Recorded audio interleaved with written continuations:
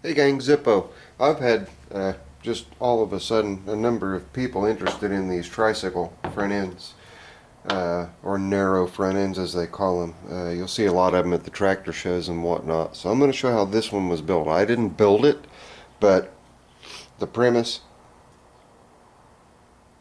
is pretty easy and pretty straightforward. Um, One of the biggest problems that people have is when they get it done, they turn their steering wheel to the right, the tractor goes to the left. I'm going to address how that's corrected. All you do simply is, I'm going to use this as an example. This would be sitting on your left, as you're sitting on the tractor, on your left spindle on a Simplicity or Alice Chalmers towards the front. And when you turn right, it pushes it this way to go, when you turn left, it pushes this way to go left. When you turn right, it pulls this way to go to the right. Well, it has to maintain that. And in order for it to maintain that, it has to stay in that orientation, even though you're moving it from out here into the center. Okay? So, in order to do that, it's pretty easy. I gotta get a flashlight here. Make sure I've got the beam turned up high enough. Alright. I don't know how well I'm going to be able to balance this because it's wanting to roll all over everywhere. But no, that's not going to work out real well. Maybe it will. Okay. No, I'm not happy with that. Hang on, guys. Alright, I'm back. I wasn't happy with how I had things set up there, so I just went ahead and mounted it in the vise there. You can see it's got 4-inch tires on it. These are 410 3.5 by 4s. Okay, there's a couple of them. Some people like them for them to measure in where they're just about touching here. You can do that. Let's get to where you can see the light. As you can see, all they've done is just welded a T to the bottom of this spindle shaft here. Welded a T to it, and then it's got bolts on either side that hold the wheels and tires on. So, but how do you get it to go right when you turn the steering wheel right? Again, I'm going to use this as an example, kind of like your drag link. Okay, instead of your drag link going straight along the side of the frame, I'll show you here. Instead of it going right alongside of the frame, the drag link is actually going to go underneath the tractor and right underneath the tractor. So it's going to move the same way no matter which way you turn it. Right for right, left for left. It's going to push for one direction, pull for the other. So you take it loose, move it down underneath the tractor, and you can see it's bolted here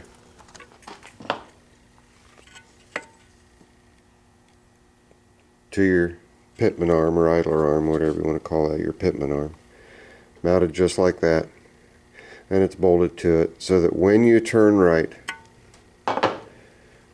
it's going to pull back this way so you will go right, which is correct. If this piece were mounted on this side, then you wouldn't be able, then your steering would be backwards. And chances are a lot of people, that's what they do, because it's on the left side of the tractor. Well, it needs to stay on the left side of the spindle. Not the case. It needs to pull when it's supposed to pull and push when it's supposed to push. So this is just a stop so that it won't turn too far. And of course, when it goes full forward, the bar hits. When you come full back, the pitman arm hits. Okay, so steering arm, pitman arm, whatever you want to call it. But if you want to make one yourself, how can you do it? Really, really, really easy. Grab a spindle from a deck that's no good anymore. Take a nut off, take your pulley off, mount that. Instant narrow front end assembly. And then another nice thing about these, which was not done with this one, is this one already has 2 tapped holes in the bottom. So all you have to do is make your bar to hold your wheels, put 2 bolts in, bolt them on. Now this piece of box steel, it's actually 2 pieces of C-channel that have been welded together. That gives the clearance that's needed here. And the nice thing about the way that this is set up, the actual overall height from here to the bottom of the tires is only 1 inch taller than what the stock height is to the frame on the standard setup. So with the 4-inch wheels and tires and setting it up like that, you should be golden. You may have to make a longer pitman arm. Shouldn't be that big of a deal. You could actually I could take this piece here, get a piece of all thread, take this end off, take that end off, bend that piece of all thread to the length that I need it. It's going to be underneath the tractor and hidden. Nobody's going to see it. Paint it so it won't rust. And I can get the exact length that I need, and I can still have my adjustability. The only problem is I think one of these ends is left-hand thread. May or may not be, but you guys get the idea.